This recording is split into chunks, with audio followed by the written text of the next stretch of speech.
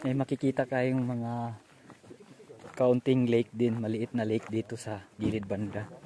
Ito, tapos grabe, klarong klaro yung mga isda guys. Langoy, may mga isda dito. Grabe, nakakatuwa. Yan o. Grabe. Ito yung maliit na lake dito. Super. Ito lang guys. So ito yun yung di doon sa tapat, doon ako galing kanina. So ito yung makikita. Grabe ang laki ng lake na to. Ang laki ng diameter niya.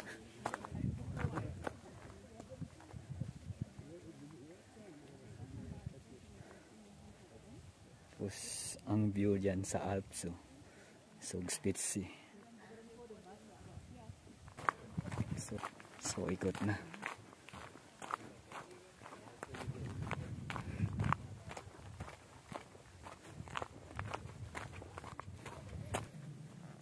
Ito niyo guys, green na green.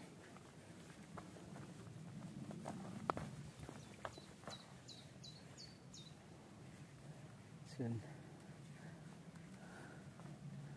paikot. Ito banda guys, may lake tayong makikita dito. Tapos kasi paikot lang to eh. So dito na tayo banda sa Untersee. So yan o, mga tapunan ng basura. So dito guys, ganda. So Untersee. So yan. So ito. Tapos dito, yan, magbo-boat ride. Ganda din. May nagpapadel. So may papadel din.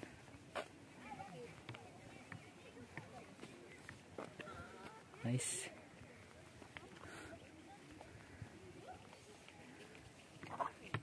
So ito na, paikot na. Lapit na ako dun sa Haltestelle or bus station na sasakyan ko pabalik. So naikot na natin yung Eibsee. So napakaganda, sulit, grabe, the best.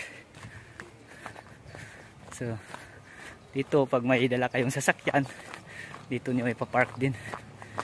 Diyan o, diyan yung papark ng sasakyan.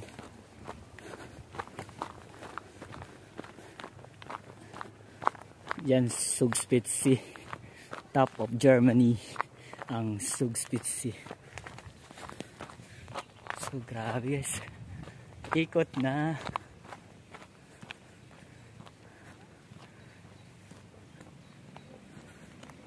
Ikot ko rin ang lake. Kung ano yung binabaan ko sa bus kanina, dyan din ako sasakay para sa ngayon. So yan, bus Eibsee. Tapos yun doon banda, yung may cable car, tapos may train din doon papunta doon sa city, at saka may cable car papunta doon sa Zugspitze, yung top of Germany.